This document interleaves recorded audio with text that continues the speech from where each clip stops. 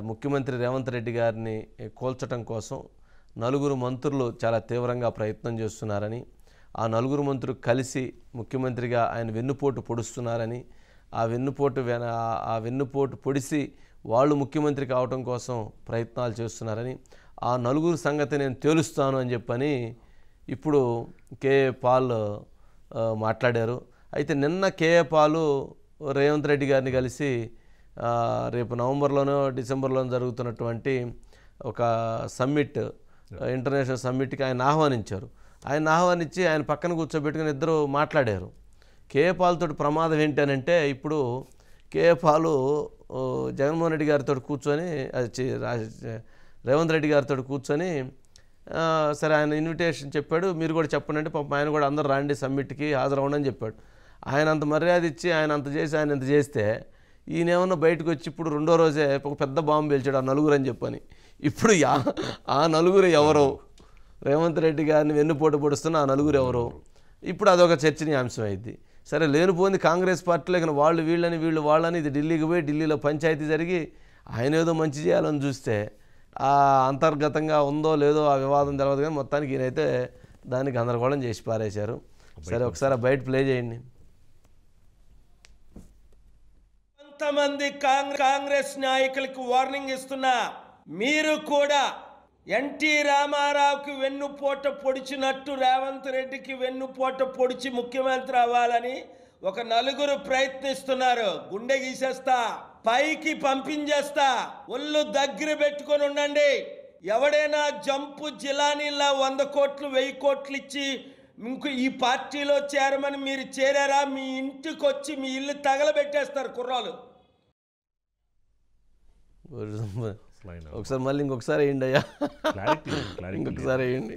కొంతమంది కాంగ్రెస్ నాయకులకు వార్నింగ్ ఇస్తున్నా, మీరు కూడా ఎన్టీ రామారావుకి వెన్నుపోట పొడిచినట్టు రేవంత్ రెడ్డికి వెన్నుపోట పొడిచి ముఖ్యమంత్రి అవ్వాలని ఒక నలుగురు ప్రయత్నిస్తున్నారు. గుండె గీసేస్తా, పైకి పంపించేస్తా, ఒళ్ళు దగ్గర పెట్టుకొని ఉండండి. ఎవడైనా జంపు జిలానీలా 100 కోట్లు 1000 కోట్లు ఇచ్చి ఇంకో ఈ పార్టీలో చేరమని మీరు చేరారా, మీ ఇంటికి వచ్చి మీ ఇల్లు తగలబెట్టేస్తారు కుర్రాలు. ఇంకా మీ ఇంటికి వచ్చి మీ ఇల్లు తగలబెడతానని ఆయన లేనలా, కుర్రోళ్ళు వచ్చి తగలబెడతారని చెప్పని అన్నాడు. సరే ఇప్పుడు ఈ విమర్శలో ఆయన చేయటంతో ఇది నిజంగా రేవంత్ రెడ్డి గారు చేయించారా అనే అనుమానాలు వస్తాయి. ఆయన నిన్న ఆయనతోటి కలిసి కూర్చొని నేను అన్నా, ముఖ్యమంత్రి ఎప్పుడు కూడా అలా కూర్చొని అలా వాళ్ళకు మెసేజ్ ఇవ్వండి అంటే కూర్చొని మెసేజ్ అంటే రేవంత్ రెడ్డి గారు కేఏ పాల్కి ఇచ్చిన గౌరవం మంచితనంతో ఈరోజు రేవంత్ రెడ్డి గారికి అనుకోని నష్టాన్ని ఆయన తయారు చేశాడు, అనుకోని నష్టాన్ని ఆయన క్రియేట్ చేశాడు. ఇది రాజకీయంగా మనం మంచి చేస్తే మన చెడు జరగటం అంటే ఇదే. అంటే ఈయన మాట్లాడిన దాంట్లో అది వాస్తవం అవాస్తవం అనేది పక్కన పెడదాం. అది సరే, కొన్ని విమర్శలు ఉన్నాయి, ఆశావహులు ఉన్నారు గతంలో, కానీ ఇప్పుడు ఆశావాహులు ఉన్నారా లేదా అనేది పక్కన పెడితే ఆయన ముఖ్యమంత్రిగా ఉన్నారు, మంత్రులుగా ఉన్నారు, మిగిలిన లీడర్లుగా ఉన్నారు. మరి 100 కోట్లు 1000 కోట్లకో అమ్ముడు పోవాలని చూస్తున్నారు, చేయాలని చూస్తున్నారు అంటే వాళ్ళు ఎవరు అనేది ఇంకో చర్చ వచ్చింది. కానీ ఒక పెద్ద వివాదాన్ని అయితే ఆయన రాజేశాడు. ఆ వివాదంతో ఇప్పుడు దాని వెనక సరే బయటికి కొంతమంది మాట్లాడకపోయినా అంతర్గతంగా మాత్రం దీని మీద కాంగ్రెస్ పార్టీలో తీవ్రమైనటువంటి చర్చకు అయితే దారితీసే పరిస్థితుంది. నిన్న రేవంత్ రెడ్డి గారు కేఏ పాల్ని కలవకుండా ఉన్నా కానీ ఈ వివాదం ఉండేది కాదు. ఈయనంతటి ఈయనగా చేస్తే అది వేరే విషయంగా ఉండేది. నిన్న ఆయన కలిసి ఆయనతో మాట్లాడి ఆయనతో ఒక బయట ఇప్పించి నిన్నటి విజువల్ వేయండి అయ్యా, కలిసి కూర్చొని ఉంటే ఈరోజు ఈ రకమైనటువంటి వివాదానికి వస్తే, ఈ రకమైనటువంటి విమర్శలు చేస్తే నిన్న రేవంత్ రెడ్డి గారే మాట్లాడిచ్చుంటారు కేఏ పాల్ చేత అని ఢిల్లీకి ఒక లెటర్లు కొట్టేస్తారు. ఇది మంచికి పోతే చెడు ఎదురు కావడం అంటే ఇదేనేమో అని అనిపిస్తుంది. కేఏ పాల్ వ్యాఖ్యల్లో విశ్వసనీయత ఉండదు, కాదు ఉందా లేదా అనేది పక్కన పెడితే నిన్న ముఖ్యమంత్రి గారితో కేఏ పాల్ భేటీ అయ్యారు. వాళ్ళిద్దరు కలిసి ఒక మెసేజ్ ఇచ్చారు. ఆ మెసేజ్ బయటికి వెళ్ళింది. ఈరోజు ఆయన కాంగ్రెస్ పార్టీలో ముఖ్యమంత్రి రేవంత్ రెడ్డి గారిని పదవిచ్యుతుని చేయటం కోసం, ఎన్టీఆర్ లాగా వెన్నుపోటు పడవచ్చడం కోసం నలుగురు ప్రయత్నం చేస్తున్నారు. వాళ్ళ సంగతి తేలుస్తాను ఏమనుకున్నారు, వాళ్ళ గుండు గుయిస్తాను, వాళ్ళ పైకి పంపిస్తానంటే లేపేస్తాను, వాళ్ళ ఇంటికి మనుషులు తగలబెట్టేస్తారని చెప్పి ఒక భయోత్పాతమైనటువంటి ఒక భయంకరమైనటువంటి స్టేట్మెంట్ ఇచ్చారు. అంటే లేపేస్తానని చెప్పడం అంటే ఇవన్నీ అలాంటి వాళ్ళు ఇలాంటి వాళ్ళు ఉన్నారు. అది తప్పు అని చెప్పుకున్నట్లేదు, అది వేరుగా ఉండేది. వాళ్ళ ఎవరో అనేటువంటి చెప్పుంటే బాగుండేది. కానీ ఎవరో చెప్పకుండా వాళ్ళందరిని తగలబెట్టిచ్చేస్తాం అనేటప్పటికి అది పెద్ద రాజకీయపరమైనటువంటి వివాదం అయింది.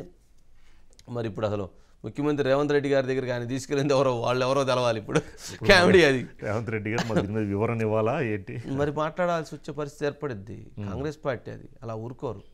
అలా మాట్లాడిన దానికి క్లారిటీ ఇవ్వాల్సి వచ్చిన పరిస్థితి ఏర్పడిద్ది. మరి ముఖ్యమంత్రి గారు మరి ఏం రెస్పాన్స్ ఇస్తారా ఏంటా? ఇప్పుడు జగన్మోహన్ రెడ్డి గారి దగ్గర మనం కలవటానికి వెళ్ళారు, ఆయన కలవనీయలేదు. మన పవన్ కళ్యాణ్ గారి దగ్గర ఆయన కుదరలేదు అనుకుంటా.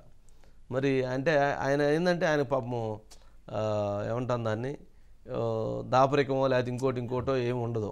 ఆయనకి ఏది అనిపిస్తే లేకపోతే ఎవడన్నా ఏదైనా చెప్తే అది చెప్పేసేయటమే.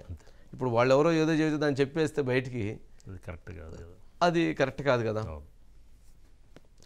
అజిత్ గారు ఏంటండి మొత్తానికి ముఖ్యమంత్రి రేవంత్ రెడ్డి గారి సీటుకి ఎర్త తెచ్చే విధంగా కేఏ పాల్ గారి వ్యాఖ్యలు ఉన్నాయి. కొంచెం ఆయన అంటే అనవసరంగా ఒక పెద్ద వివాదాన్ని రాజేసినట్లుగా కనిపిస్తూ ఉంది కదా, ఏంటది?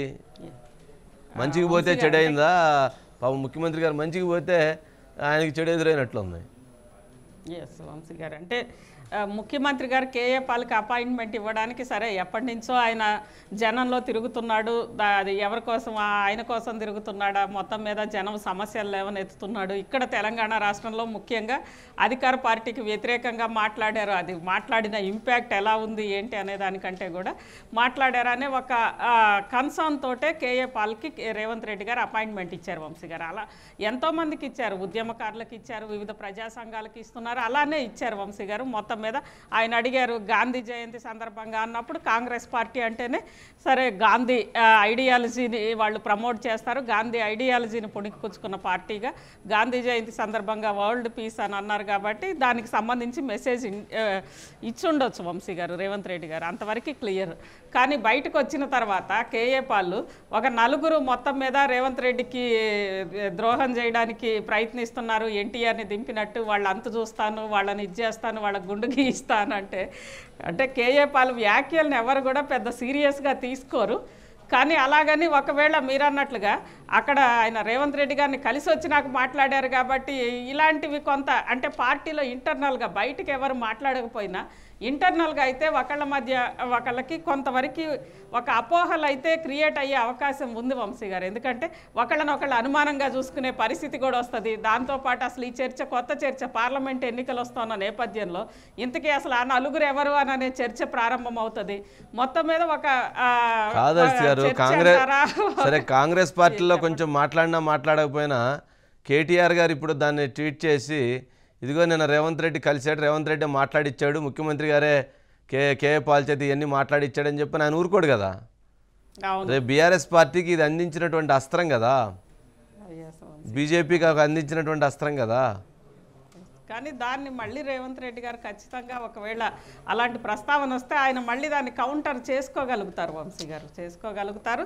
మొత్తం మీద ఒక కొత్త చర్చకి కేఏ పాల్ అనే వ్యక్తి సరే ఆయన ఎంత శక్తిమంతుడా లేదా ఎంత ఇంపాక్ట్ వీటన్నిటినీ పక్కన పెడితే రాజకీయ పార్టీల్లో అందులో ముఖ్యమంత్రే మాట్లాడాల్సిన పరిస్థితి అయితే తీసుకొచ్చాడు వంశీ గారు, కొత్త చర్చను అయితే తీసుకొచ్చాడు. ఓకే గారు రైట్ అండి.